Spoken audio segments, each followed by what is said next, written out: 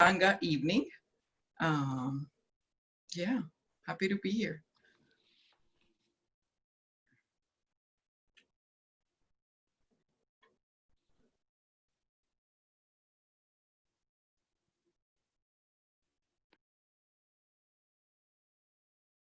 Hello, good evening to everyone.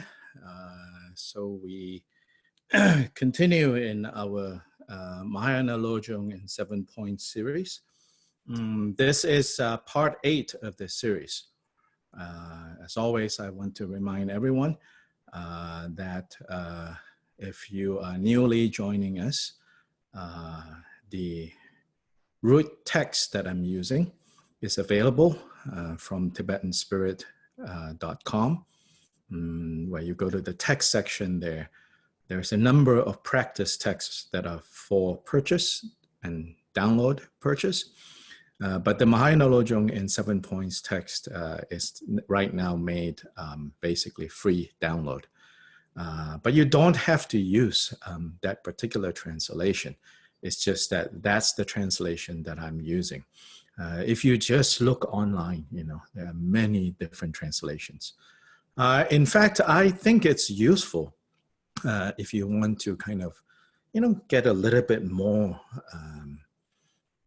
intellectually from this Lojong material to gather all the different major translations and then to compare them. Then you begin to see, you know, certain aspects emphasized in these different translations. So by no means am I saying, you know, the one on Tibetanspirit.com is definitive translation. Every translation is an interpretation. So to look at, you know, the available interpretations is helpful. So, you know, that's one way if you say, you know, I want to know more about this.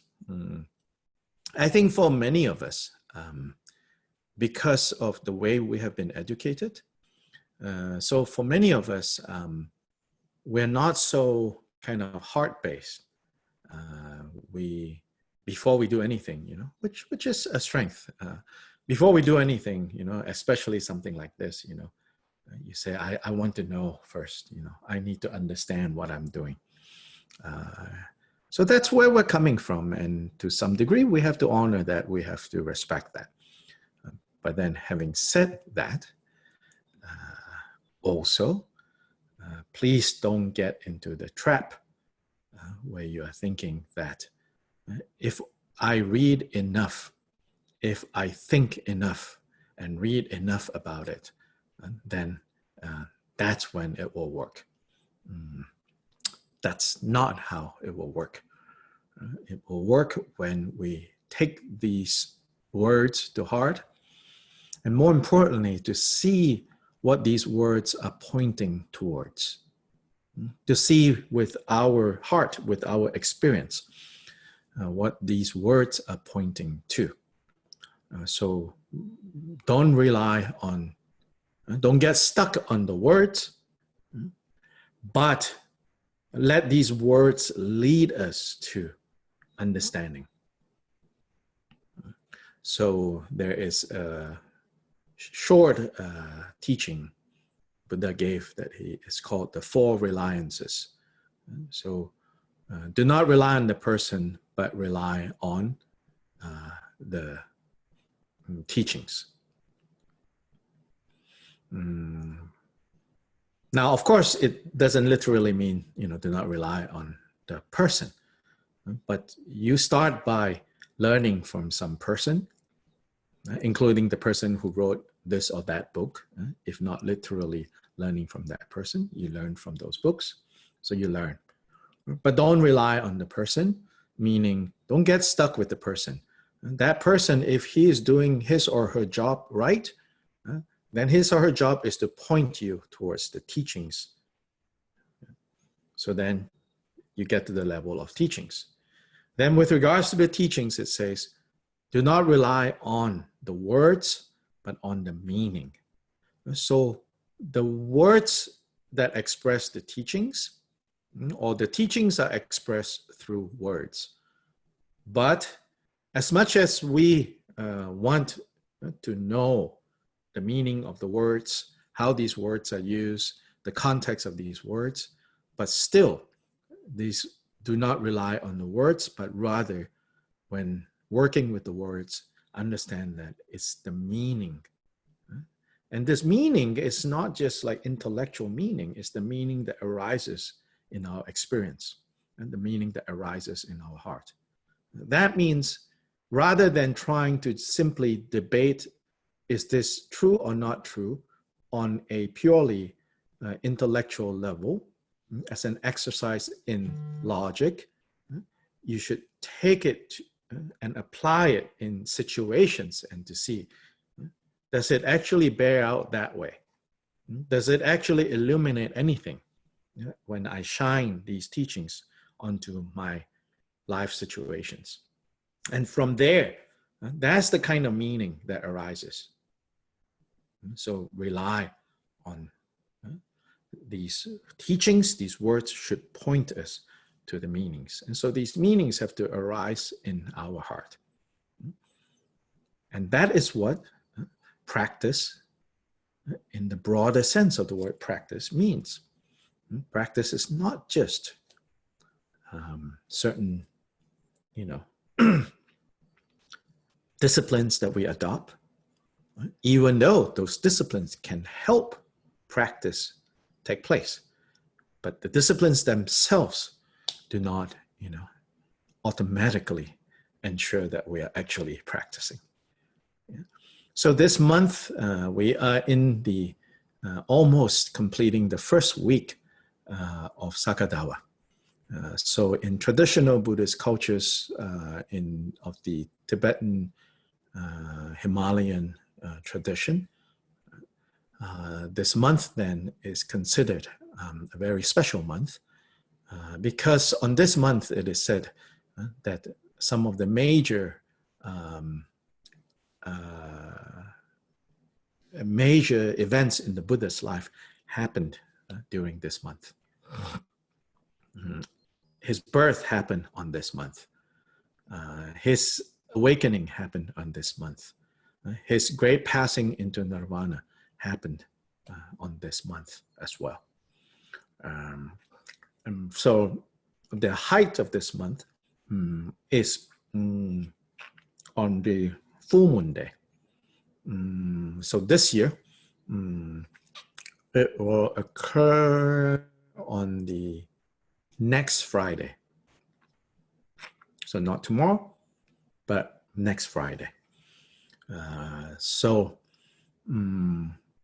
people who practice, in this Tibetan Himalayan traditions will relate to this month like, say, Catholics would relate to Lent. So there's increased kind of practice. So, if you're inspired to do so, in whatever way that is meaningful, you create your own kind of Buddhist Lent to kind of give some momentum, give some push to your practice. We are not, living in Buddhist cultures. And so in some ways we're disadvantaged for sure. But in other ways, of course, it's also an advantage that we're not living in a Buddhist culture, because then easily, we end up practicing culture and perpetuating culture and think that we're practicing Buddha Dharma. Not necessarily so. But the disadvantage of not being in a Buddhist culture is that things that Buddhists can rely on to support their practice doesn't come so easily for us. So there is a wisdom, there is a benefit in trying to observe the so-called Buddhist Lent, because it brings into focus, because the rhythms, right, of our annual calendar, if we don't try to kind of infuse, right, the special days, special months, it's harder, it would just be very diffused. Yes, of course, you could make the point like, no, every day is the best day. Yeah, I get that. That's like very high level Dharma. Every day is special. Every day is, no one day is more holy than other days. Yeah. Those are very advanced teachings, you know. But we have to be realistic to our level. So on our level, one way to do it, I'm not saying it's the only way, but one way to do it is to figure out how to kind of Buddhicize, so to say, right? To Buddhicize your annual calendar. Or even for some, to Buddhicize their monthly calendar. So the tradition of, observing the new moon day and the full moon day as special significant days. Actually, I confess, I'm very bad at doing things like this. There was a time when I was a lot more innocent, the good old days, where I was quite devout in observing some of these days, especially when I was back in Malaysia.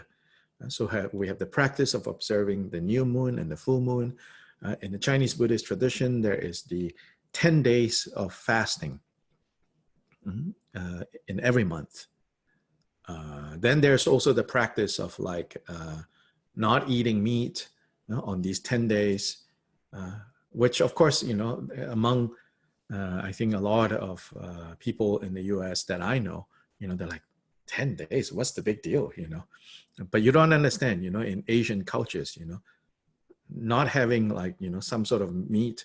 It's not like we eat a lot. Comparatively, we eat a lot less than a typical American. But still, if there's a meal, if the meal doesn't have like a balance of like, vegetable, animal protein and seafood, and soup, it's like, oh my God, bad things are going to happen. So those who observe the 10 days of vegetarian diet, it's like a big deal. So yes, there was a time where, when I was in high school, like, those were part of the rhythm that I kept. I think I know a fellow Malaysian right now, no names named, participating in our program, still observe these, at least the new moon, full moon observances.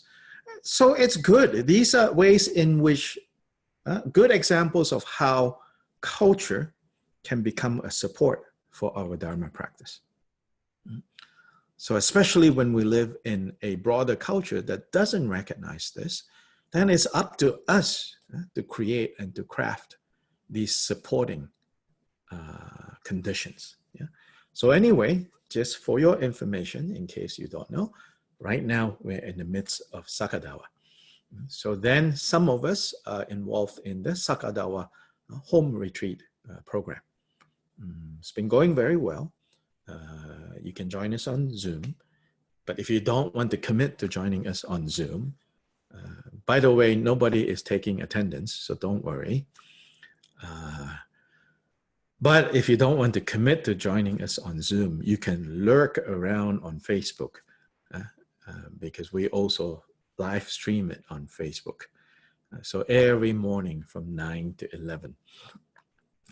I'm very encouraged, each morning we have 40 to 50 people on Zoom, and then on Facebook, other people kind of wander in, wander out.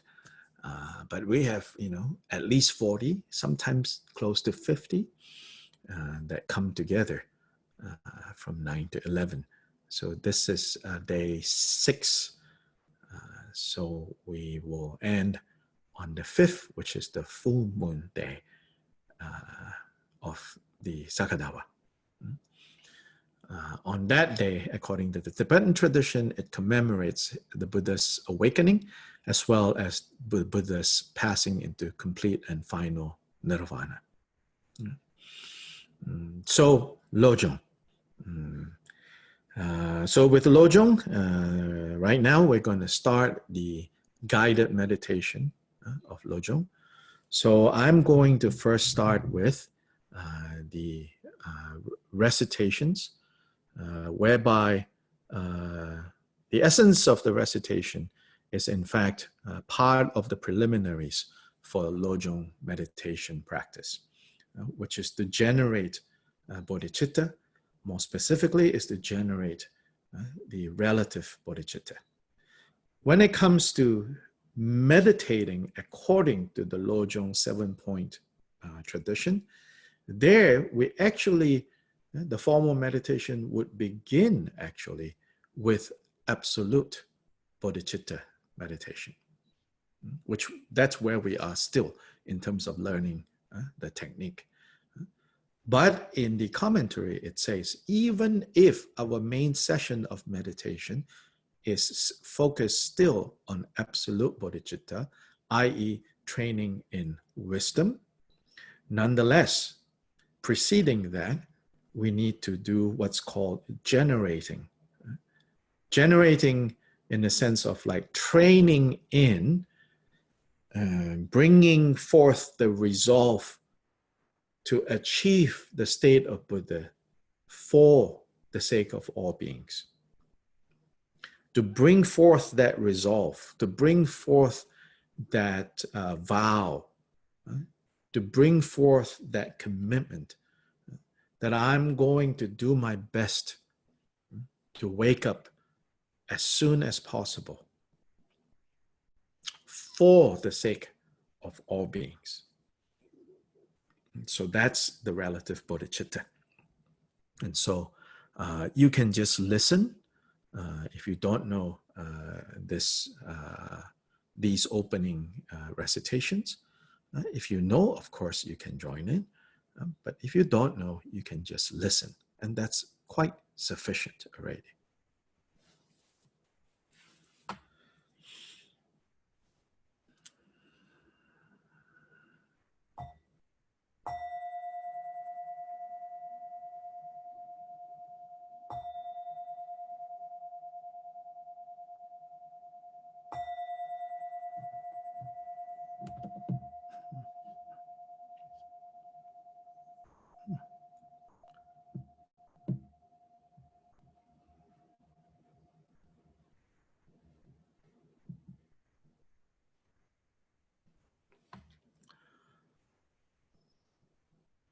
All mother sentient beings, limitless as the sky, especially those enemies who hate me, obstructors who harm me, and those who create obstacles on my path to liberation and all-knowingness. May they experience happiness and be separated from suffering. I will quickly establish them in the state of the most perfect and precious awakening. All mothers, sentient beings, limitless as the sky, especially those enemies who hate me, obstructors who harm me, and those who create obstacles on my path to liberation and all-knowingness, may they experience happiness and be separated from suffering. I will quickly establish them in the state of the most perfect and precious awakening. All mother sentient beings, limitless as the sky, especially those enemies who hate me, obstructors who harm me, and those who create obstacles on my path to liberation and all-knowingness, may they experience happiness and be separated from suffering. I will quickly establish them in a state of the most perfect and precious awakening. Thus, until I achieve awakening, I engage in virtuous deeds with body, speech, and mind. Until death, I engage in virtuous deeds with body, speech, and mind.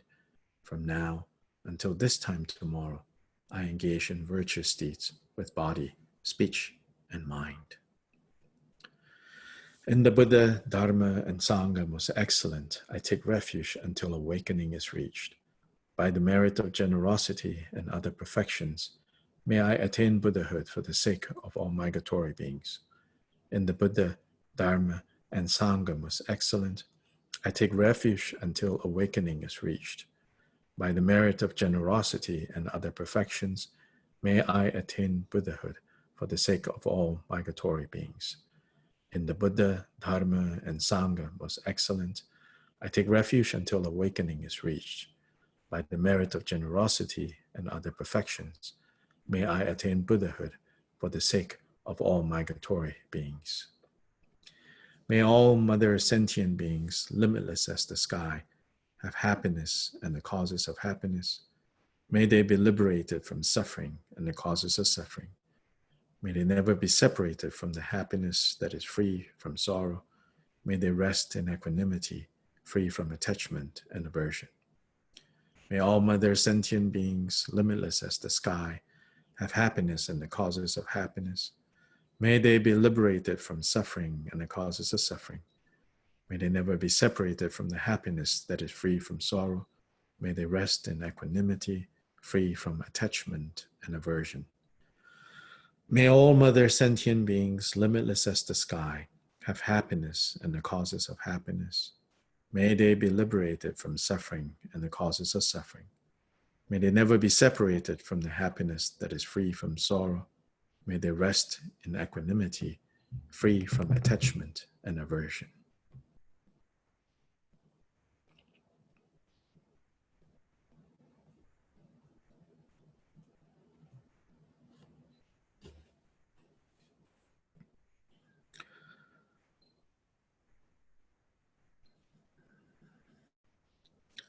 So in the first of the 7 points, in the 7-point Lojong, it says the first train in the preliminaries. Under these preliminaries, we begin first by reflecting on the 4 thoughts that turn the mind, or the 4 considerations that turn us away from the distractions of confused existence, and to point us towards the path to freedom. So consider first the fact that although we now have a human body with all the leisures and the opportunities that come with it, with all the access that we have to the Dharma, and the conditions that make it possible for us to not only receive the Dharma, but to practice the Dharma. Recognize that this might not be repeatable in the future. And so now that we have obtained that which is so difficult to obtain, we should not squander this away.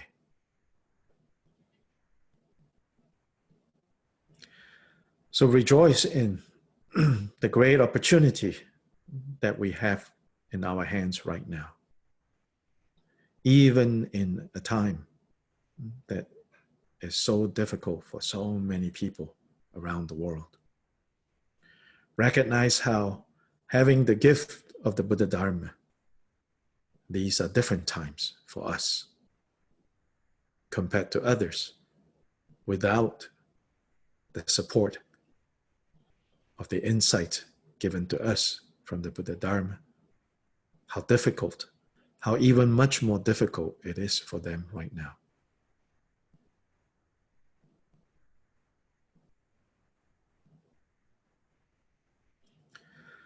So cherish the opportunity that we have now. See that Buddhahood is literally in the palm of our hand. All we have to do is to take it.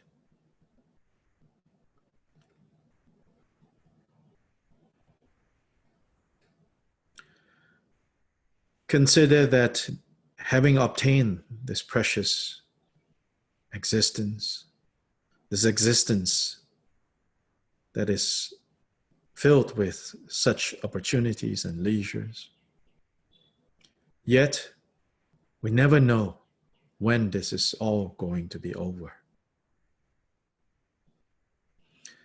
That we have to die is a certainty. As to when we are going to die is completely uncertain. Majority of those who died today, since sunrise until now, majority of them probably did not think that this will be the last day. So it is said, whether tomorrow or next life will come first, none of us can be sure.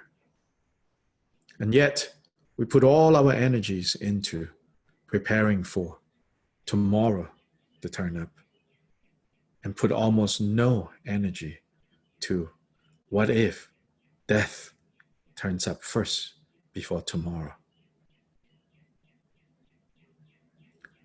So we have to consider how all of this might be over way before we expect it to be over. And recognizing uncertainty, instability, and impermanence, we should be motivated to use the opportunity that we have skillfully in order to obtain freedom. Freedom from cyclic existence, which entails dissatisfaction and suffering. And thus, this is the third consideration. To see how nowhere in any corner, any nook of this confused cyclic existence is there true satisfaction, is there true rest. That we are all migrants, homeless, protectorless, at the mercy of all the threats and the instability of samsaric existence. So there is not even a single moment that can be purely free from confusion and suffering, as long as we are under the grips of confusion.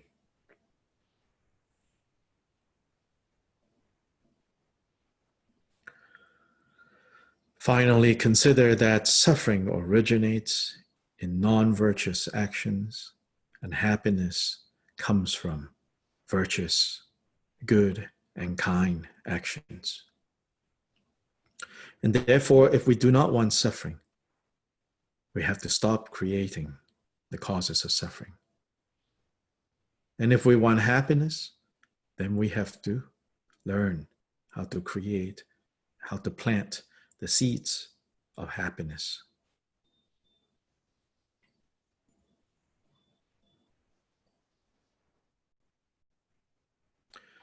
These four thoughts, these four considerations point us to the way to the end of suffering, points us to freedom from confusion, point us to the attainment of the state of Buddha.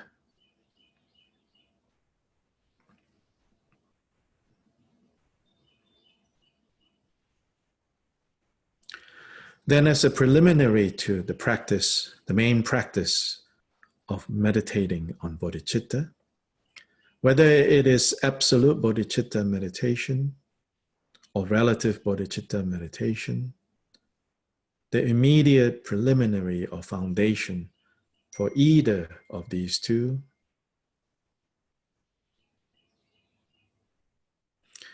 is to establish presence, to establish awareness by way of counting our breath, counting from 1 to 21. Each inhalation and exhalation is counted as 1, and then 2, and then 3, all the way to 21. If we can successfully remain focused for 21 of these countings, then it is said that we have managed to firmly establish the necessary preliminary to then meditate fully on absolute bodhicitta, which is a training in clear seeing, a training in insight, a training in wisdom, which then becomes the basis for training in relative bodhicitta, for meditating on relative bodhicitta, which is the practice of taking on the suffering of others and giving them our happiness. This giving and taking can only be effectively done if we have had some experience that arises from the formal meditation on the wisdom aspect, which is dependent on having first established the ability to be present, the ability to at will cause our mind, our attention to be directed at a specific object without wavering. And so primarily right now, this is the main task at hand. So please, at your own pace, whenever you're ready, you can start counting your breath.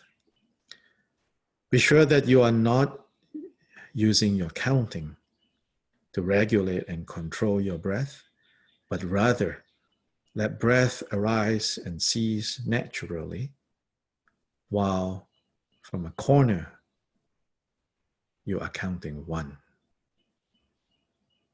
and then 2, and then 3,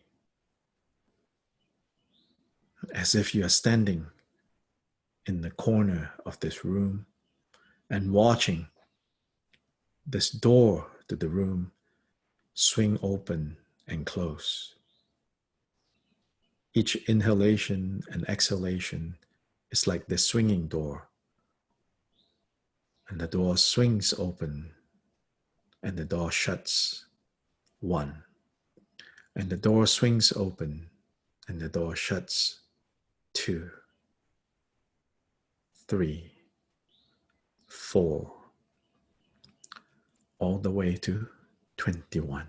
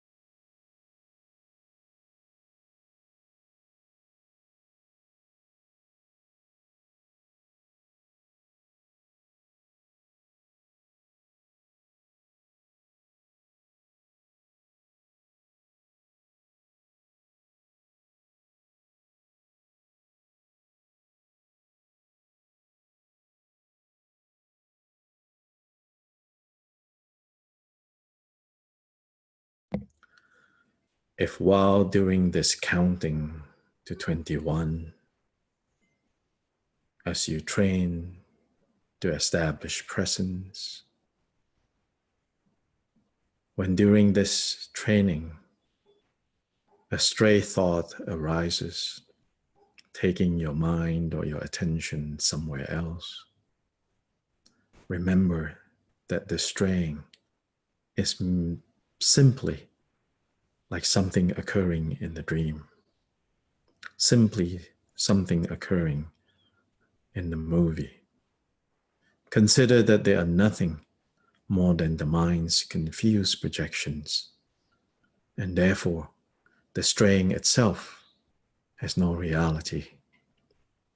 And then drop it and come back to observing your breath. If a hope arises, look at that and see that it is but a phenomena arising in a dream. If a fear turns up, again see that as nothing more than mind's confused projections, and they do not exist independent of this confusion. And when you recognize that, know that you are free from distractions and return to counting your breath.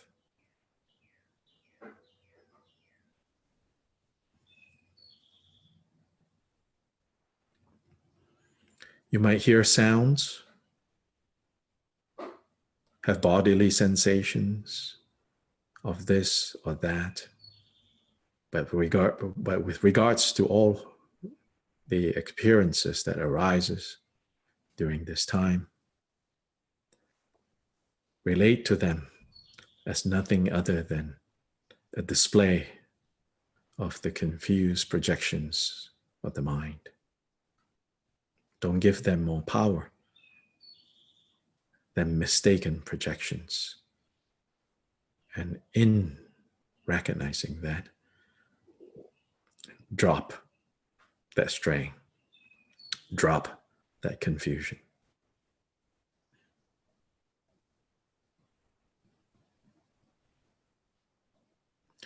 Recognize that what arises in an empty way.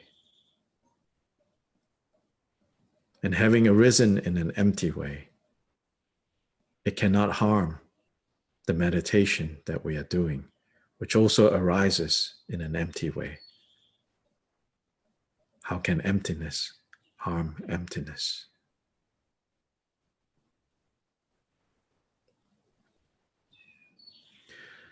They can harm to the degree that we give them a reality, a concreteness, a fixity that was never there in the first place. But if we give it there, then varying degrees of harm or benefit would arise. But if we recognize that all experiences, all phenomena are dependently arising like a dream, like a movie, like a mirage, then all the appearances, all the experiences, all phenomena can arise vividly, clearly, but none can exhaust us, none can afflict us, because everything is of the nature of emptiness. And in this nature of emptiness, emptiness cannot harm emptiness.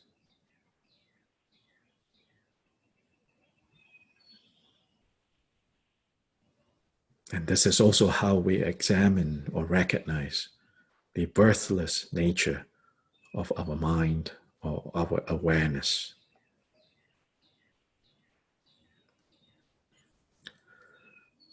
No suffering, no confusion, no distraction have a place to land if we recognize the empty nature of all appearances, of all phenomena, of all experience.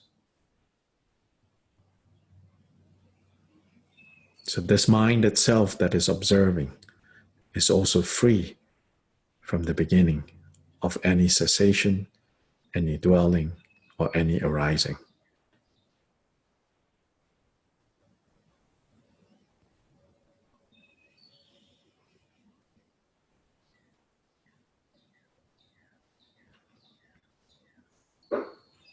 The mind that we can think of, that we can cognize, that we can conceptualize, that mind never existed the way that we habitually think that it exists. Recognizing that, drop whatever concept of mind that we might have, and simply remain with present awareness in this body, in this mind. And go back to counting if you're comfortable continuing the counting, or simply rest in this presence, rest in this awareness without feeling the need to do anything, to improve anything, to prevent anything, but simply remain from moment to moment, being completely here and now, mind and body occupying the same place, the same space.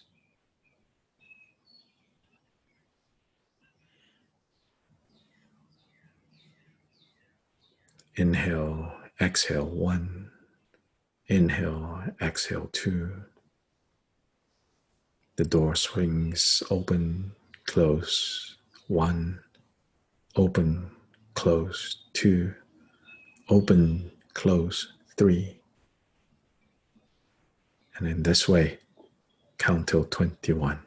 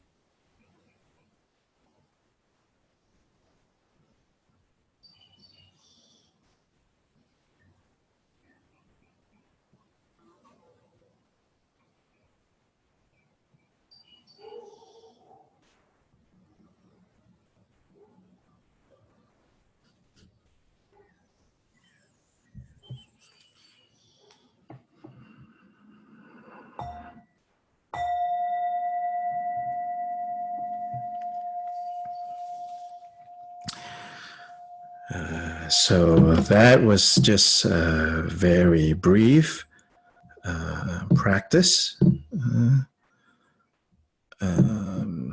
of starting with the absolute bodhicitta formal meditation. So if we look at the instructions given for that section, yeah, so the one-liners, what I call, others call it the slogans, but I call it the one-liners. If you look at the third line there, it says, let even the antidote be freed in its own place. So what that's talking about is saying, let even the approach that we are taking, let even the technique that we are using for meditating on absolute bodhicitta be freed. In other words, don't grasp at that either. So together, these three lines is actually talking about subject, object, and the verb.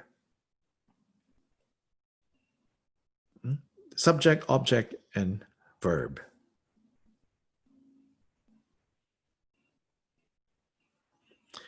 To be able to see how these three occur simultaneously for anything, for any experience, for any event, any phenomenon to occur, these three come together like a tripod. Subject, object, often we talk about subject, object. Subject, object, then something occurs, right? When subject and object is present, something occurs, an experience takes place. So then apply to the context. Elsewhere, this is called the three spheres. Often they say, for example, when you engage in the act of generosity in giving. So we begin by, on the level of like, well, someone needs this gift or is worthy of this gift. I would like to show my appreciation of this person, or I would like to extend the privilege that I have to this person. And so then there is this giving that I'm doing now. So on that level, right, you see that there are these 3 points, 3 parts to it. And these 3 parts come together for a successful occurrence of giving to take place. Then we habitually then think, rather than seeing the completely interdependent nature of these 3, we fall into the mistake of thinking that there is concretely a giver, a recipient, and an act of giving. Or sometimes you could say the gift. But that is just based on a very crude way of looking at something, a very crude way of relating to our experience. So they say, stand far enough, everything looks pretty good. But when you zoom in, then you see all the details. So I remember telling, right, this kind of story about an example, and elsewhere it's like an example of like what we say, kids say the darndest things, but here kids say the most enlightened thing. The teacher asking the kid, how old is your father? And he goes, 5. The child goes, the teacher goes, 5? No, you are 5. I'm asking how old is your father? And he goes, 5. Then the teacher goes, no, not you. Then the child goes, the kid goes, Yeah, I'm 5. So he's 5, before he was not a father. So the father does not exist until the child exists. So I guess to the question of the chicken and the egg, which came first, we said no, they're completely reliant on each other. The chicken has only the significance of being the egg layer when the egg is present. And the egg cannot be present without the egg layer being present. Then there's the laying that can happen. So here, in the context of this formal meditation practice of absolute bodhicitta, first, your attention is directed at the attention that you have established through meditating on your breath, right? That attention is now directed at seeing how the objects of our experiences, that they are all like a dream, that they don't have independent existence, that they all dependently arose, appeared. They appeared in a dependent manner. Based on this, this occurred. Based on this, this occurred. Because of the coming together of all this, then this happens. So that's the first consideration, or the first insight. The second insight to develop is then the subject likewise does not pre-exist, does not exist prior to the object. The subject and the object arose simultaneously. Then you say, but wait, I was here even before I was experiencing the egg. But this is, again, a very crude way of looking at the nature of your experience. Because we are pre-assuming like there is always someone there. And this someone is having all these different experiences, rather than it's all these experiences that keep building up our concept of I. That this I concept that we feel so strongly about is nothing but a coming together of layers and layers and layers and layers of concepts. And this is how the illusion of I came about. But even this delusion of I, it never remains constant and stable. On some days, we go about our life barely with any sense of I.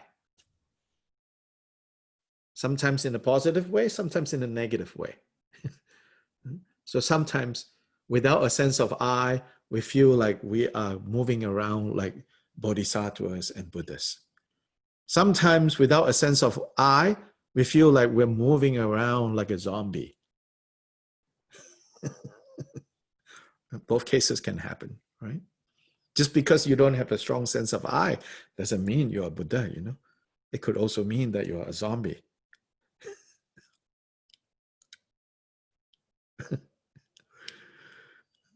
And then some days, we feel a very strong sense of I. That's because, it's dynamic, it's interdependently arising, subject-object.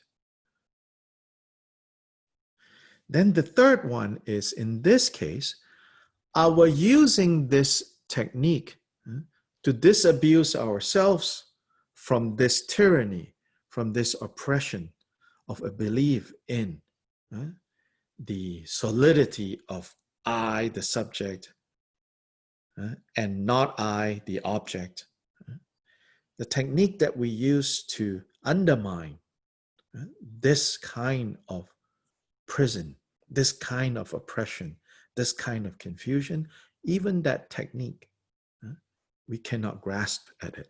So it says, let even the antidote be freed in its own place. When we are able to successfully to do these three, to develop these three insights in any, during the session of our training in absolute bodhicitta, then the next one-liner, the essence of the path, in other words, the essence of this method, path in this sense, here path has a very specific context, which is the essence of this path. The essence of this approach is actually to settle into the basic nature. The alaya state, alaya, depending on context, can have different meanings. In some of the contexts, it's talking about the afflicted state of mind that has collected all sorts of experiences, where all our karmic seeds are stored in. So it's called the alaya consciousness. It's called the storehouse consciousness. It's where all our karmic seeds are planted or deposited, so to say. As a concept, you have that kind of a mind. Here, this alaya here is not talking about the afflicted depository of memory of karmic seeds. Here, alaya is talking about the basic mind, the ordinary mind, as the Kagyu expression, or in Dzogchen, Rigpa, innate wakefulness. So it says, in fact, the essence of absolute bodhicitta is actually in settling in this alaya state. Sometimes it's translated as resting, but it's not like resting and going bleh, after you have had a difficult day, you want to just veg, on your lazy boy with a cold beer. Not resting, right? In the alaya in that sense. Resting here means don't do anything about. Don't try to modify it. Don't try to improve it. Don't try to control it. But also, don't try to relax it. Just let it be. In some of the contexts, it's called letting mind rest in mind, or letting mind stay in mind. So just let it stay. Let it abide. And habituate that. So the first three lines is to show us the nature of phenomena. The first three lines is to train to help us develop clarity about the nature of all our experiences. And in seeing that nature, we become free. We become unentangled. And once you have a taste of being unentangled, no longer tied up, then just stay there, which is this. The essence of the path is settling in the alaya state. So here then, there's no object of meditation anymore. You don't need to count your breath either. You don't need to think about this. You don't need to consider. You just rest. You just let the recognition that has arisen, you let the clarity that has arisen from developing the first three lines in this section, you let the insight that has arisen be the place that you stay, you remain, you settle. The word here used, the translation here says settle. So the essence of the path is settling in the alaya state, in the basic state, in the Buddha nature, in the nature of mind, in the ordinary mind. Place the mind in mind itself, and then you just rest. Sometimes in some explanation of this section, they call the first three lines analytical meditation, and they call this fourth line placement meditation.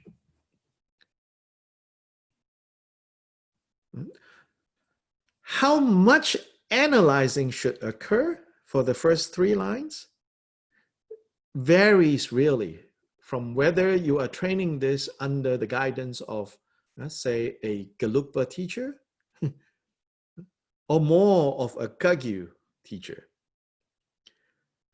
A Gelugpa teacher will emphasize a lot more analysis.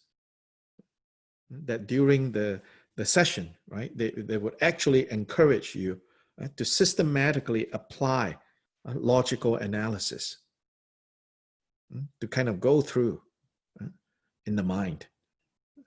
Because they do trust that when you go through it systematically in the mind, it can give rise to some recognition. And then from that recognition, you can be led into seeing directly. That's, I would say, more of a Gelugpa style. More of a Kagyu style would be to say, without needing to learn all the different categories of logic and reasoning and steps of reasoning, try to directly see. Try to directly see, right? How every experience has this dreamlike quality.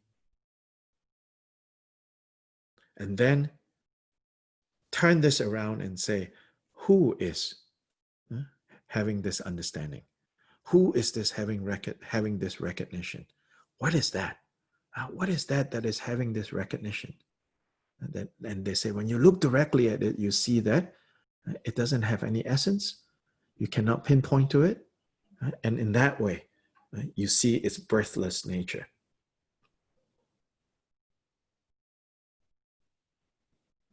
So in a way, the Kagyu way is to say, this is a much more direct way.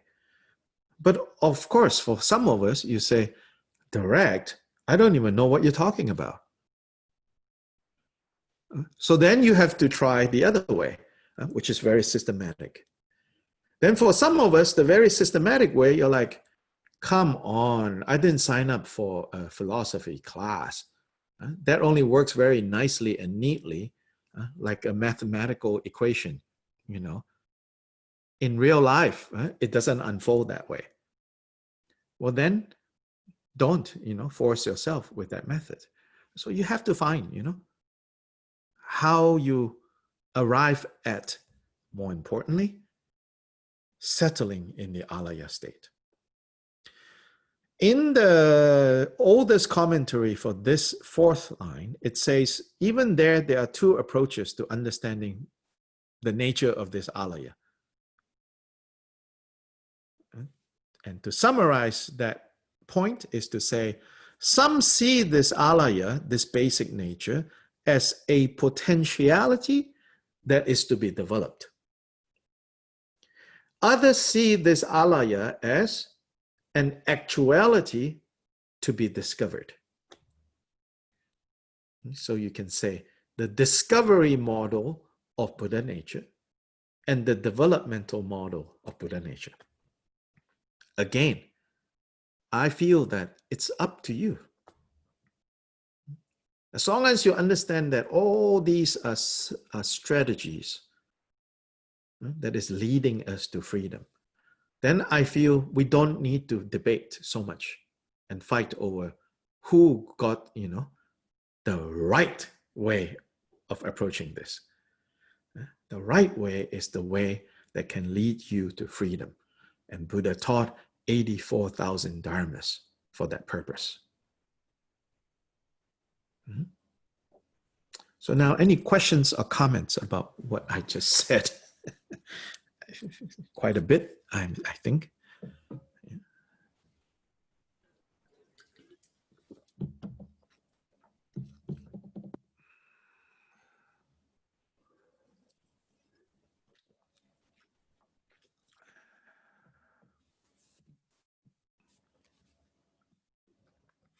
I know usually questions kind of take a little bit of time to warm up. So once somebody asks something, then others will jump in or make a comment.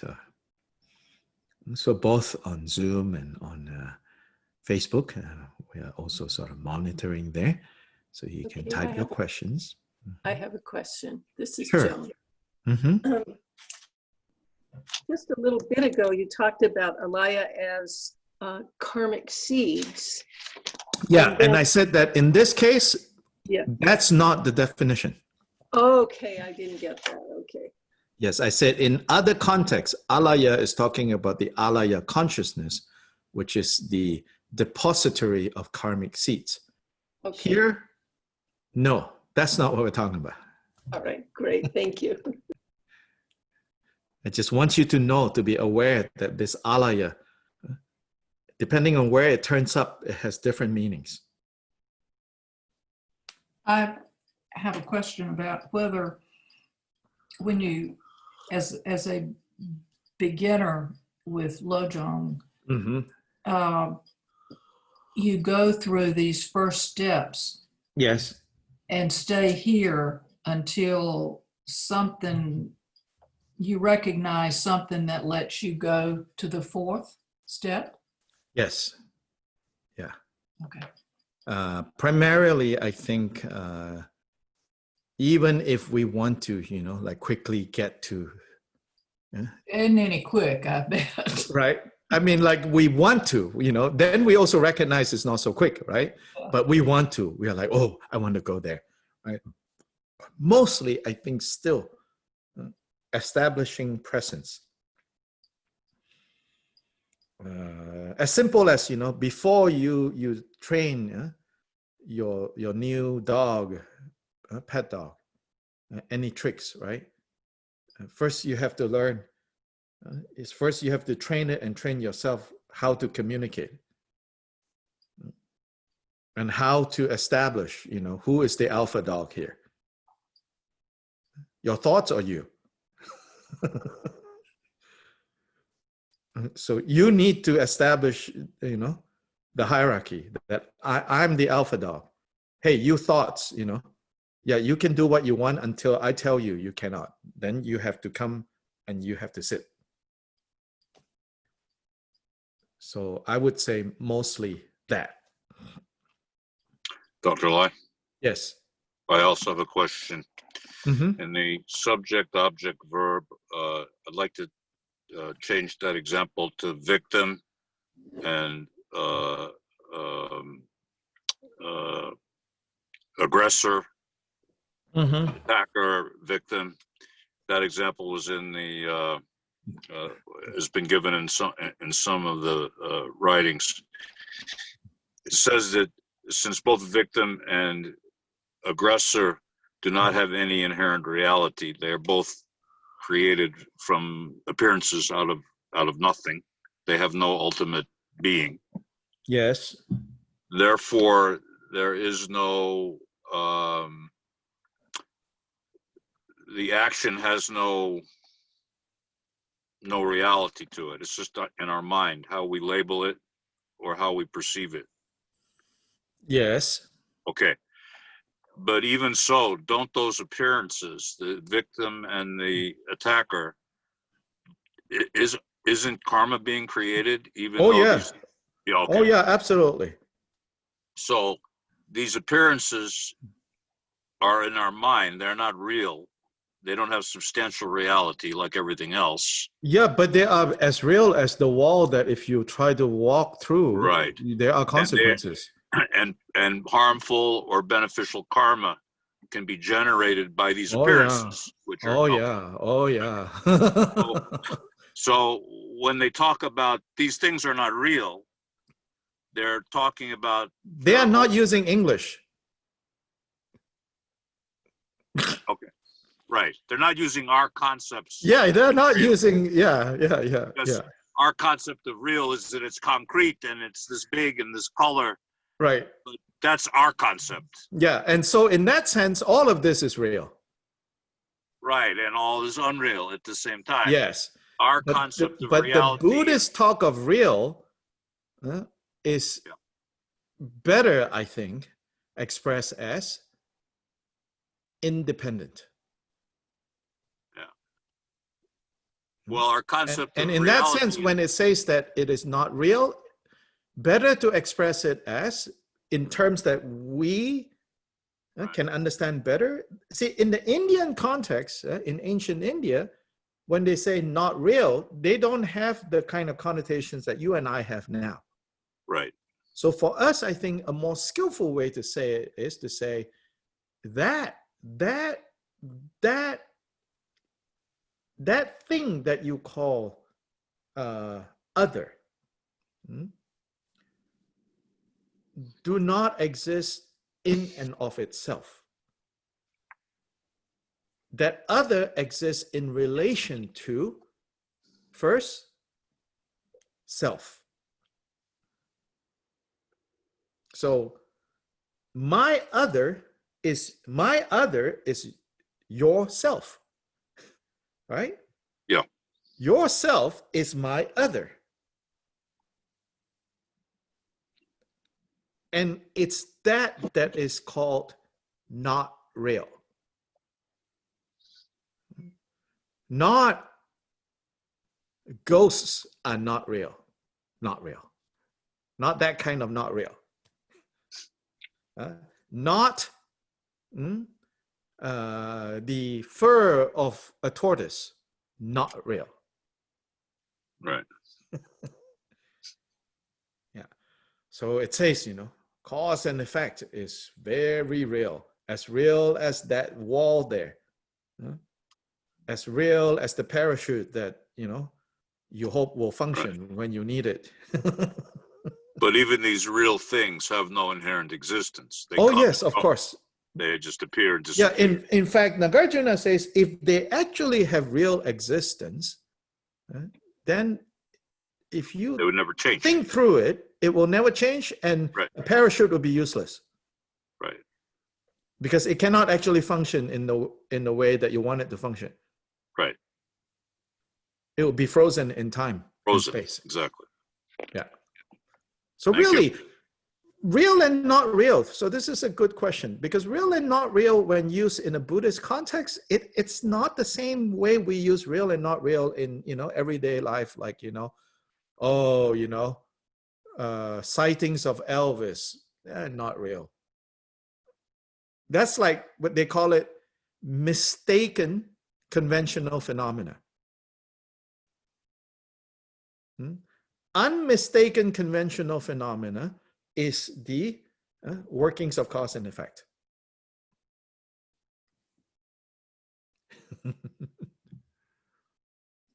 Is it sort of like the way I'm thinking about it is someone who lives at 43 Atlantic Avenue in Raleigh, North Carolina, has no reality to me. I have no clue if there is anyone who's there. Yes, right. So from my perspective, it's not real. You could say that, yes. Or there's no interdependence between me and somebody who lives there. Or way less interdependence. Okay, I see that. And conversely, if your enemy has moved into that house, Then that house is a lot more real to you. Right, but if I do not know the person. Yes, if you do not know the person is real, and you do not even know if this address actually is a location, right, then, it's even less real. It's not real. But if someone lives at 85 Atlantic, they are interdependent, and then the 85 and the 43, that interdependence is a lot stronger, then it's more real. But more real, nonetheless, has already shown us that it's all interdependent. Still interdependent. All dependent on context. I see. Yeah. So contingency. So in part, it's a matter of proximity. Well, not just physical, but not emotional. Physical, but emotional proximity. Yes. I see.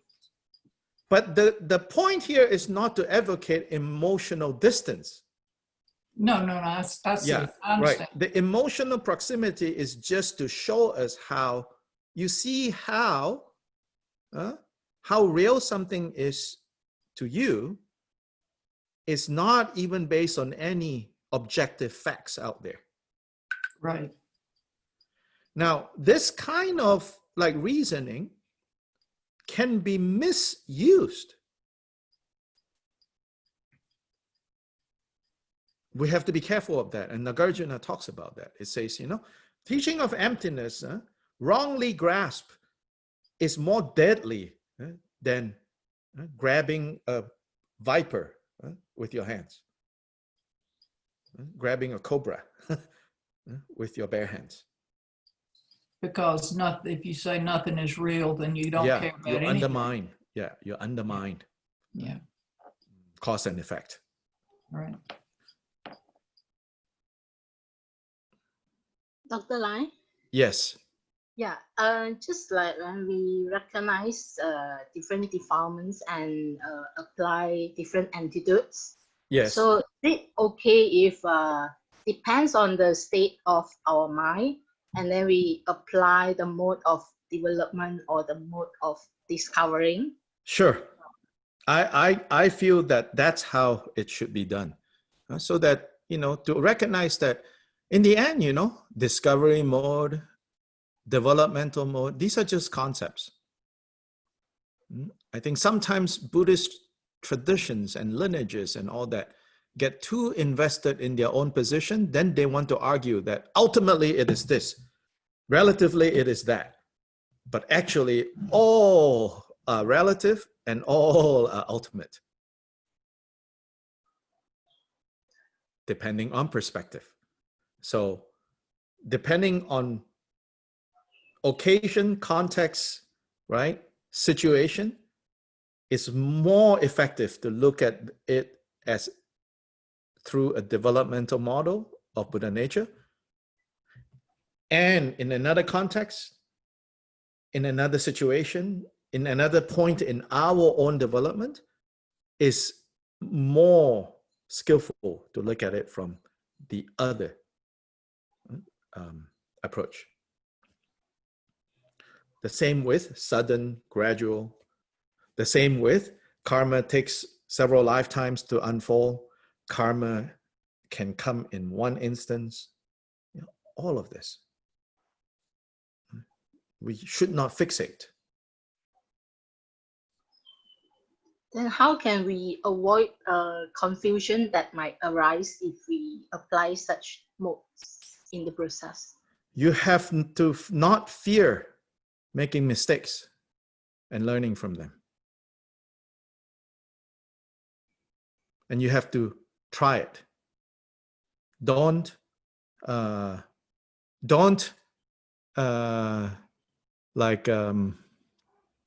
plan all your success and failures on paper. Do it, see what happens.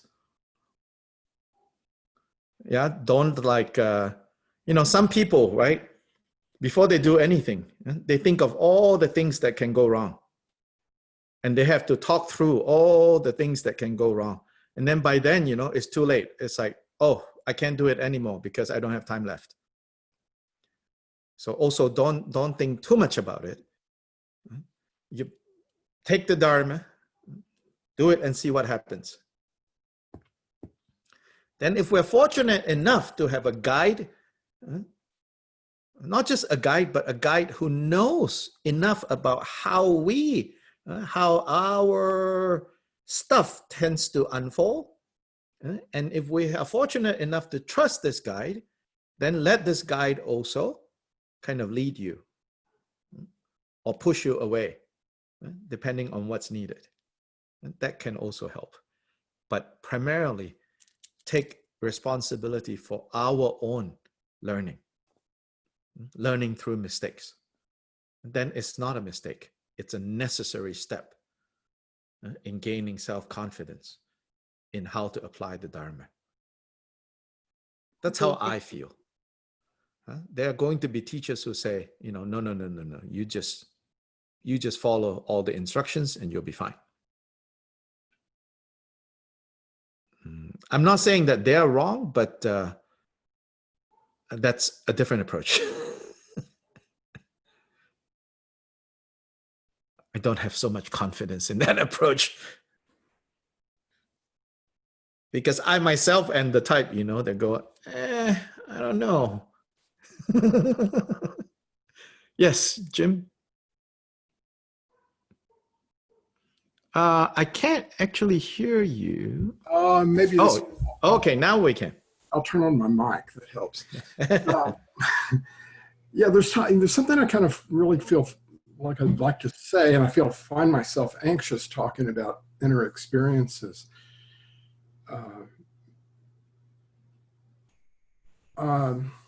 There are times when I'm quieter, and that there's an inner shift,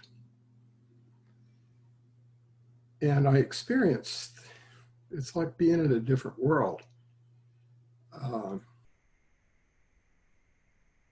And I'm trying to get a taste of it now, so I'm not just talking about it. Mm-hmm.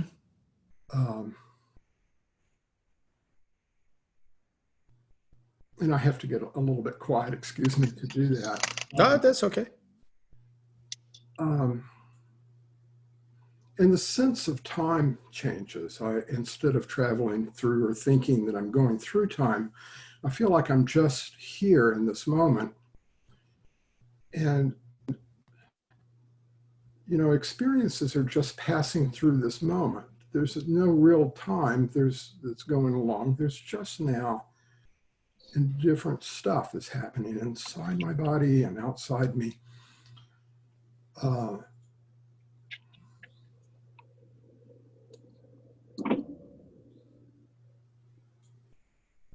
And it's,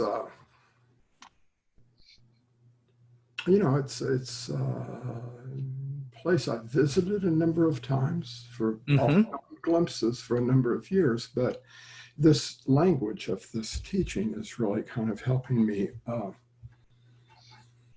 maybe say, oh, this is that a little bit.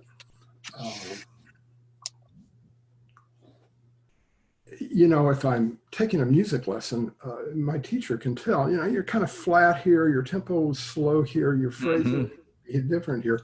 When I'm talking about inner experiences, I don't know how my language is coming across. So that's the reason it seems so awkward to talk about. Sure. Words cannot, completely capture, right? This. And I think I know what you're talking about in terms of like time, right? The experience of time. To exist is time, It's not so much existing in time. Time itself is part of that existence. And so then every moment is unfolding.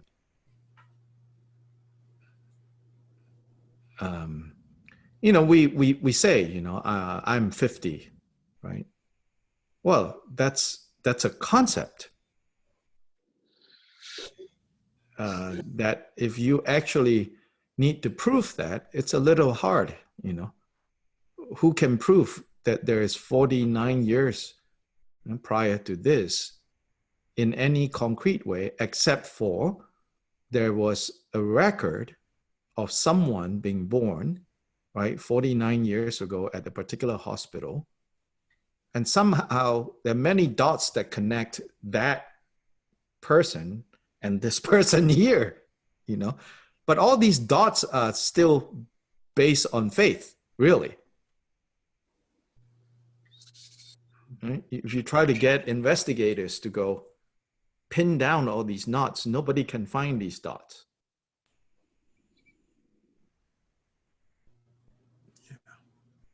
So there is just this present moment.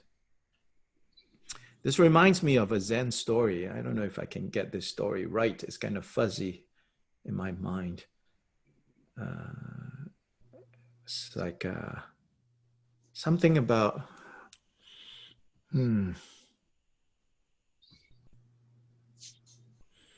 this guy that is like, some of you maybe know this. When I can remember it, it's like this beautiful image, also absurd, also dangerous, but also beautiful. What is it? Like this guy is hanging on to something. Yeah, his life is depending on this thing that he's hanging on, and he's about to take a bite of some fruit or something like that, and then there's two like mice gnawing away at the rope.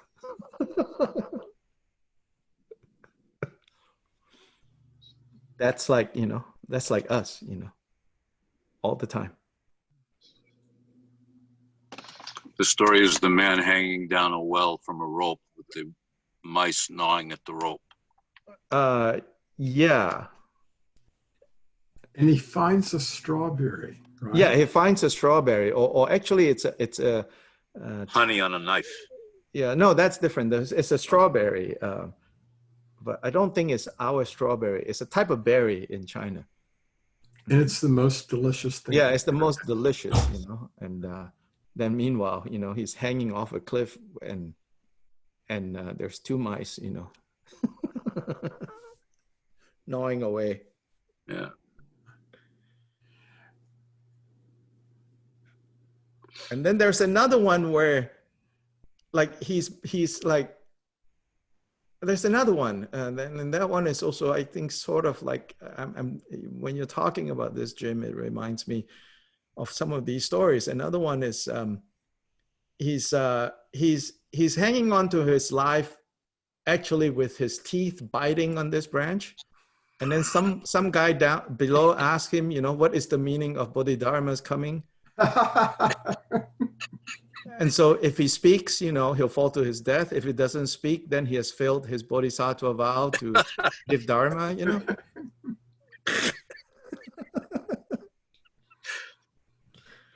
So the Zen tradition has these beautiful, nonsensical seemingly, right, stories, but they provoke an immediacy that sometimes I find really refreshing from the very systematic presentation of the path, this, and then this, and then this, and then this, and then this, The state that I'm talking about does seem like something that occasionally I stumble on, not develop. Yes. And so I think there's no need to really try to articulate it, but taste the strawberry, taste it. Yeah. Got it. Okay. Don't worry about the mice. Taste it. The mice aren't real anyway.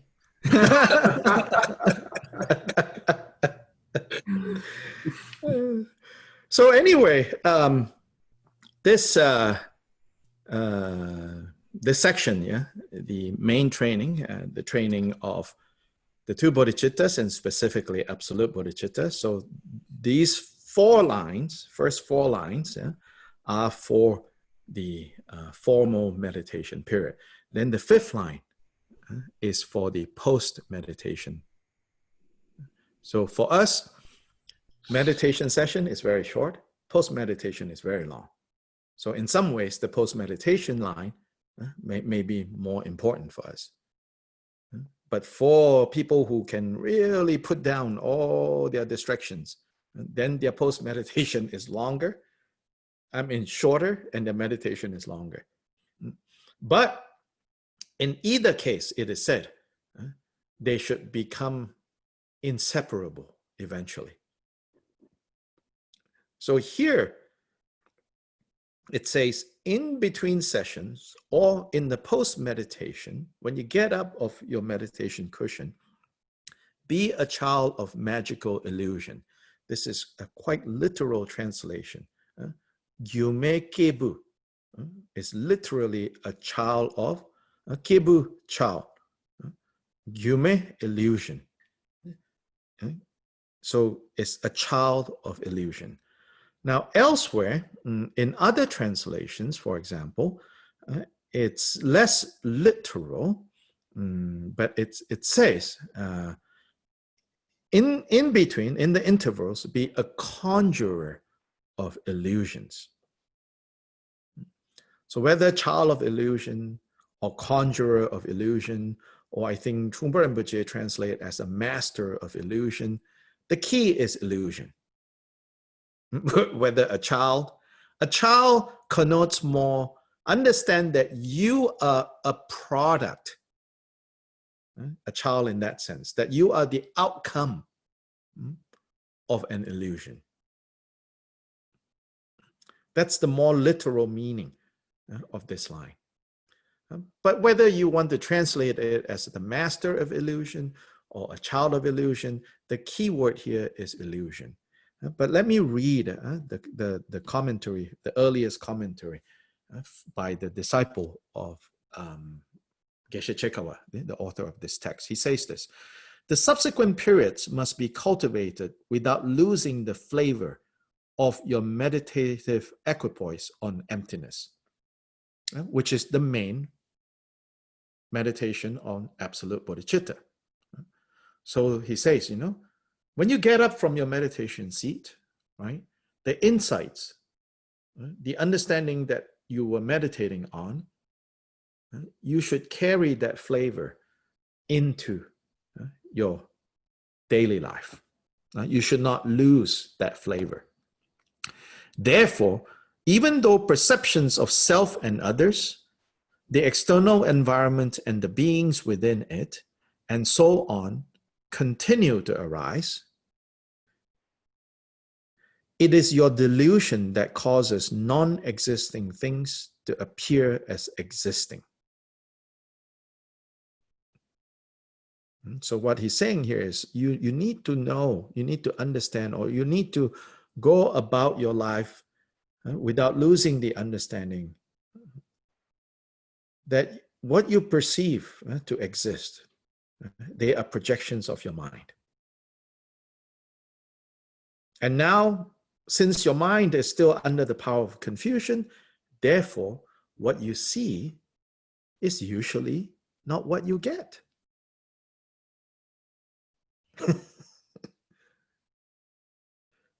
So then with regards to everything, a certain layer of, is it so? That question. Really? Some degree of really is good. Right? Maintaining that. That's as a technique, When you get up from your meditation, whatever news, whatever things you have to deal with, if you can have as a first response to whatever, good or bad, whatever we habitually label good or bad that turns up, we go, really?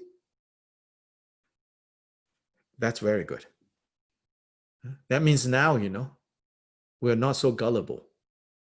We're not going to bite the bait so easily. We go, really? So he goes on, he says, contemplating such things as indistinguishable from illusory horses and elephants, relinquish clinging to substantial reality. Relinquish clinging to things as fixed, to things as existing. One phrase that is used in the seminary, in the philosophical schools, is like, things do not exist from their own side. It's a little awkward, right? This statement. But then if you understand it, then it's actually a very profound point for you to remember that things don't exist from their own side, meaning things don't independently, stand out there. That they are standing out there and you are seeing them or smelling them or hearing them, right? Is because you are involved. So whatever you smell, if you label it as pleasant, that pleasantness It's not coming from that thing. It's your projection.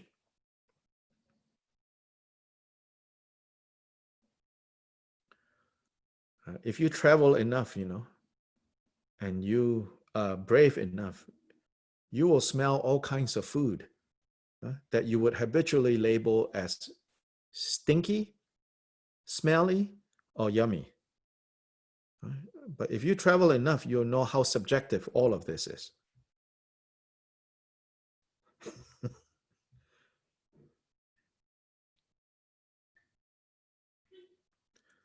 Although you perceive yourself in terms of your 5 aggregates, you are but an appearance of the mere aggregation of dependently originated things. Apart from this, no self possesses an eternal and unitary nature. Contemplate and see yourself as an illusory person, and so a child of illusion, who engages in activity of going and coming and interacts with objects. Do not remain blank, thinking nothing. So that's not the meaning of carry on the flavor of emptiness into everyday life. He actually says here, do not remain blank and trying to think of nothing, but instead be sustained by mindfulness. And the instant something appears to the senses, think, this too is illusion-like. It is dream-like. My suggestion is shorter than this. My suggestion is, really? I would say, same.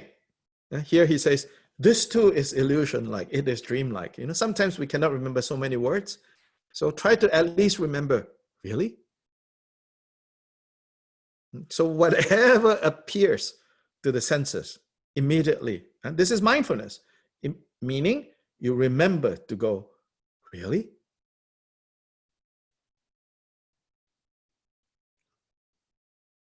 In this way, you experience objects by relying upon such adages, meaning such words, such phrases, such kind of pith instruction.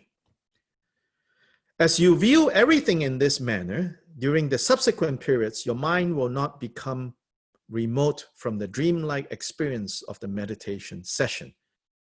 So in the meditation session, you should have almost a dreamlike experience, is what he's saying. But then when you get up, when you have to deal with things that are, a lot more coming at you, you can still train until you can have this kind of dreamlike experience. In this way, during the intervals between sessions, turn all your virtuous activities into the path. Abide thus in the great union, not losing the experience of the meditation session throughout all activities. To make these points, the master cited the following stanza and explained the practices of the relevant points together with the beneficial qualities. So in this commentary, it says, Geshe Chekawa said something, quoted this. Thus ensure that all your practices remain untainted by the clinging of grasping at real entities. So real, remember that word, Larry? So here we want to say self-existing entities, or entities that stop believing that entities exist in and of themselves. Stop believing that entities exist from their own side. See how whenever an entity turns up, is dependently arising. And you are part of that mix. And spread them across the vast space like great emptiness, you will then travel in the sphere of immortal great bliss. That's when you can say you are a master of illusions, a conjurer of illusions. Even though literally it says, be like a child of illusion. But once you recognize that you are a product of illusion, once you recognize that you are a child of illusion, you become the master of illusions. you become the conjurer of illusions. Then within this illusion, you can generate a lot of illusory merit and benefit a lot of illusory beings.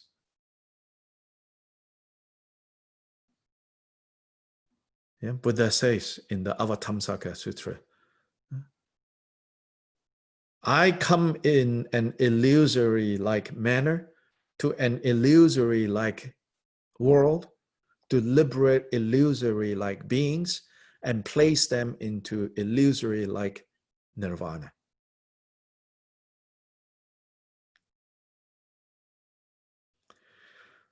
It doesn't matter, you might say, wait, is it really illusory-like? It's beside the point. The point is, you need to relate to all these four as illusory-like.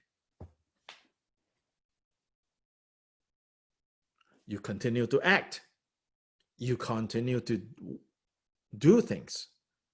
But you act and do things, and you are in the world, and you move around in the world in a very different way. In a way that suffering has no place to land.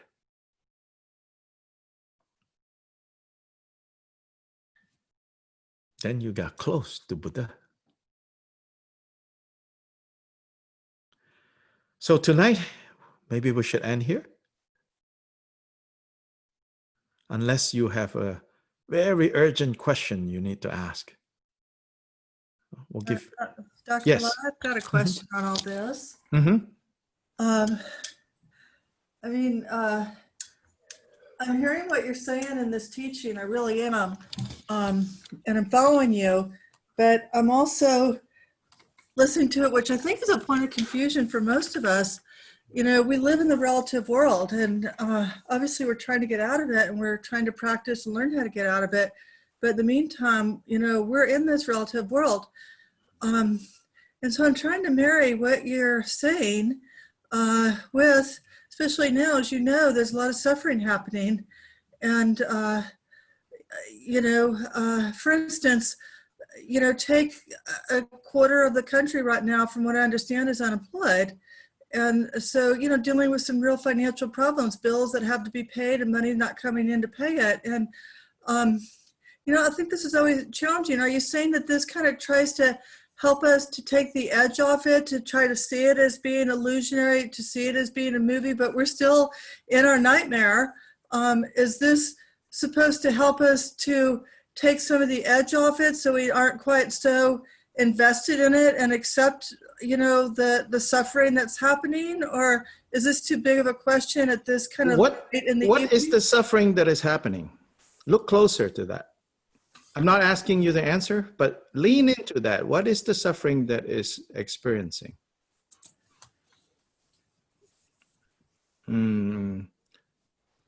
Your own immediate suffering? Or the thought that 25% of the country is suffering? Or 75% of the world is starving? Whatever, right? Look into that. Look into that. I'll give you, not directly answering this question necessarily, because in a way, it's, and this is not, okay, back up a little bit. Bills have to be paid. Problems have to be figured out. No question. Buddha gave these teachings for the relative world. Nothing that the Buddha taught is for the ultimate, because the ultimate doesn't need any of these things. Everything he gave is for the relative. So point number one.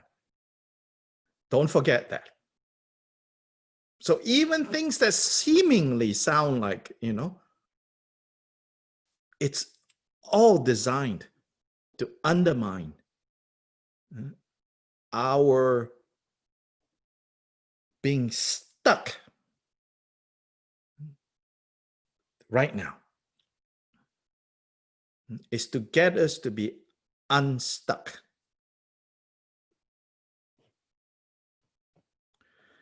So I was talking to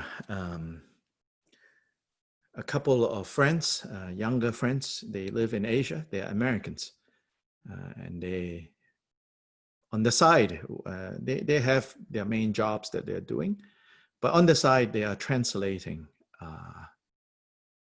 Tibetan texts into English. So I talked, and one of them specifically, so we were just kind of shooting the breeze. We got done talking about business, talking about translations, this and that, and at the end, and so I asked them. I said, "So hey, how's everything going? Going on in Thailand and going on in like Eastern Tibet? How's everything going?" They're like, "Yeah, it's fine. COVID-19. Yeah, it's pretty bad. There's no stimulus like in Thailand, especially, which is such a tourist industry. There's no stimulus package. There's no, forget about, European stimulus package, not even the US one where, you get a one-time $1,200, check, and they're like, nothing like that. But basically people are fine, So the one in Thailand said, no, really, people are fine. Like, it's not like they have not lost their jobs. It's not like they can't eat and shop and do things that, they were able to do 3 months ago. All of that has changed. But he goes, but people are fine, And so then he said, then they, both of them tease me, they're like, ha ha ha, you were born in Asia. Now you are living in the US. We were born in the US and now we're living in Asia. And they're like, we would not give anything to go back to the US to live. They said that, I said, say more. So one of them said, it's like, I love going back to see my parents, to see my friends, I love like the landscape of the United States. It's so open, it's so spacious, it's so free. He said, especially when I was living in Taipei, in Taiwan, it can be so claustrophobic. And every time I think of the US, and he was like, don't get me wrong, like in Thailand now, things can sometimes just be so annoying and so frustrating. He said, it can be so infuriating. And I know that because I basically, I was born, I was around that area, south of Thailand in Malaysia, pretty much the same. But then he said, but you know what? I don't feel the heaviness that I see in people that I see when I go back to the US. He says, everyone is walking around with so much weight. Despite the fact, he said, that material-wise, they are way better than a lot of the people I encounter in Thailand, in my town, when I go to the rural areas. These people basically have nothing. But the kind of weight that he says I see people carry around with them in the US, he said, I every time I go back, I see that, I go, okay, I will just visit. Tata, I'm going back to Thailand. That's very instructive, I think, yes, there is an external situation, but the suffering is really, the external situation is just triggering the kind of inner causes that is quite heavy that we have. So try to see that without denying that the external conditions are present, right? Loss of job, bills accumulating, but recognize how it is still kind of inner states of mind being unsettled, inner heaviness, that is really what's weighing us down. Try to see that. And when we see that, when we see that, then it's a lot less oppressive. So this thing about illusory has nothing to do with denying. Like what you said, very real, very real. But we have to see that the very real, how come people with a lot less in a different culture are like, yeah, it's terrible, but it's not so heavy. So, this friend, he said, there's something to do with the Buddhist culture in Thailand. I'm seeing a friend on Facebook. I know, she has been living outside of the US on and off the last few years. One comment here, yep. I think agreeing with what I just said, or what I just shared from this other person in Thailand, And so it's like, people don't carry around this heaviness. And I think part of this heaviness, right, ironically, is also from our sense of like recognizing our privilege, recognizing, all of that, I think sometimes that then turns into burden. So knowledge can turn into a burden. Oh, getting another yep from the same person. Then we feel like we have to go collect, any and all suffering that is going on. So that also, I need to cautious all of us. I'm glad you asked this question because all of us do this. Yeah. Because why? In part, we don't want to be like those other jerks, who don't care about other people. So then we feel like I need to, right? So this feeling is very normal, but be careful.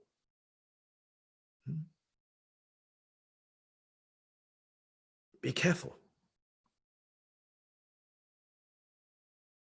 I have a comment about the virus.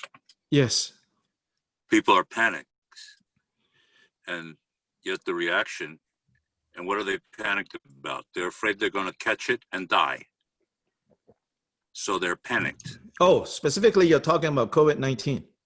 Yes. And to me, okay. It's amazing. The reaction is distraction and panic instead of realizing this is just an example of the reality that you are going to face someday. Yeah. You are going to die someday. Yeah. So whether you're afraid of getting COVID or not, what preparation are you really making? Right. The bigger point is that, it's like, it's basically, Buddha's Four Noble Truths staring at your face now. So I frequently say to people, remember that you have taken refuge in Buddha Dharma Sangha. So we belong to that tribe. We do not belong to the conservative tribe. We do not belong to the liberal tribe. We do not belong to the anarchist tribe. We do not belong to the orthodox tribe. We belong to the tribe of the three jewels. Then we have to experience all of this differently. Everything has to be turned to the work of waking up. I'd like to add something. Yes. As a therapist, when I talk with clients, there are many, many different problems. Yeah. But one of the questions I ask is, why do you think you have this problem? Or why do you think you're having this experience? And very frequently, surprisingly frequently, the answer is, I feel like I'm being punished. And I think it's this cultural, religious being born in sin, and I have to be punished for it, and that is very heavy. Right. And it is a burden that And the more you pile on, if you have advantages, then you do feel guilty about it. Right. Oh, And I'm it's watching a a lot of this guilt. psychologically Yeah. very big thing that people in this country are not dealing with very well. It's And like you do, you die, you don't do, you die. If you're doing well, if you have a conscience, you feel guilty. right, If you're not doing well, you feel like you're being punished. right.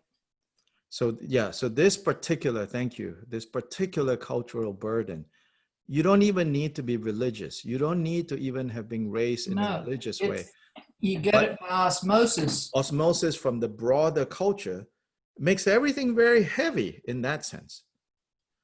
So sometimes I even fear that when I say karma, what my audience is doing is just substituting the God, you know, that results in either guilt, right, or shame.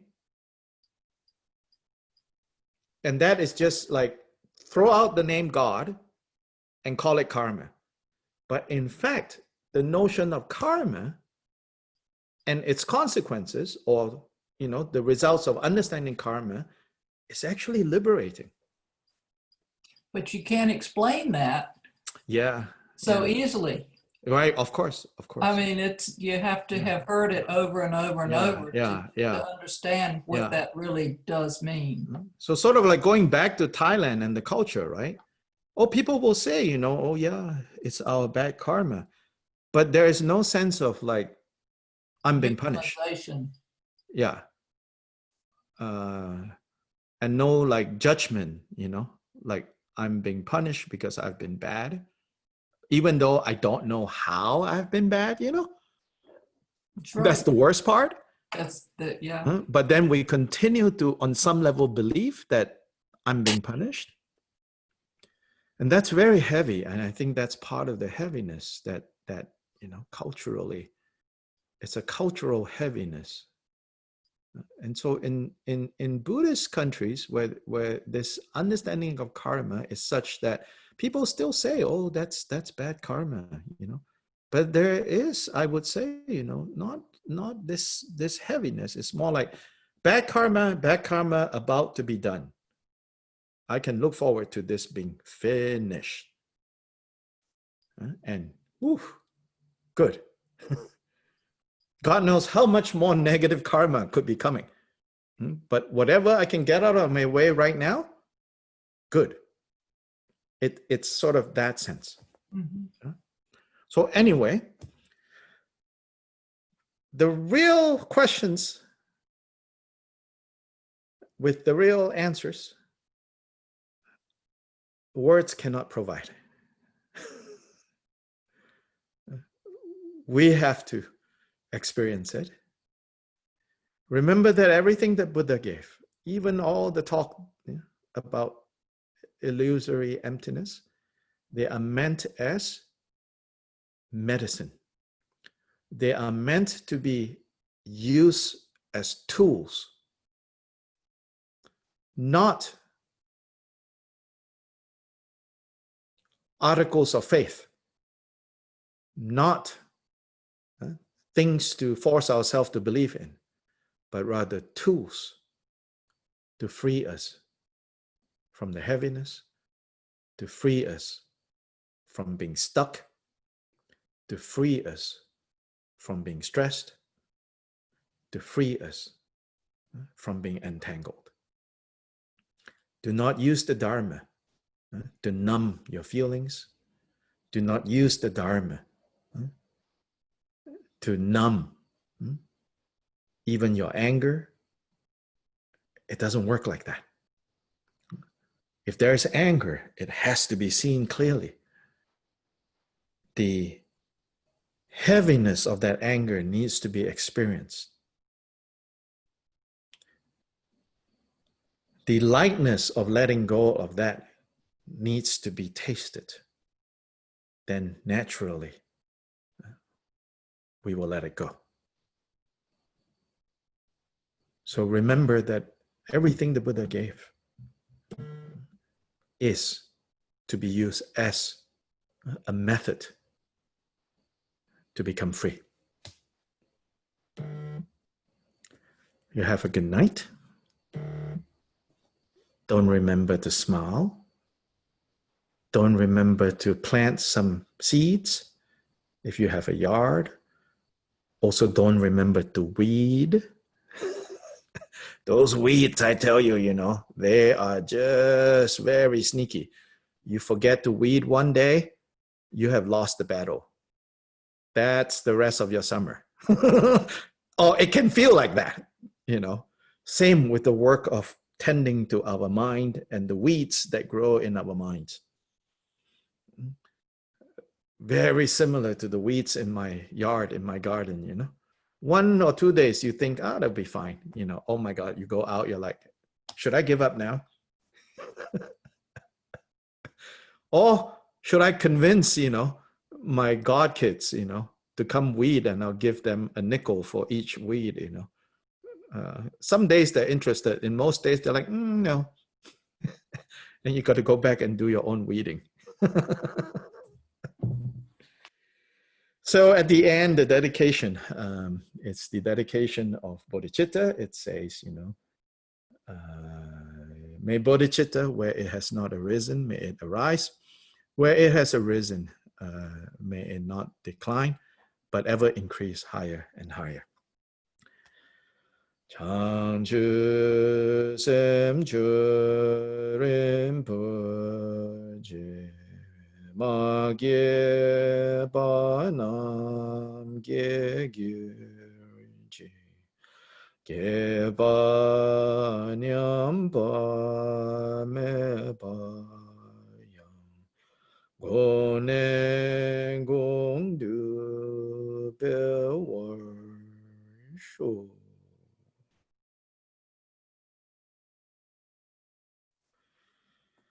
Good night. Good night. you. Thank you.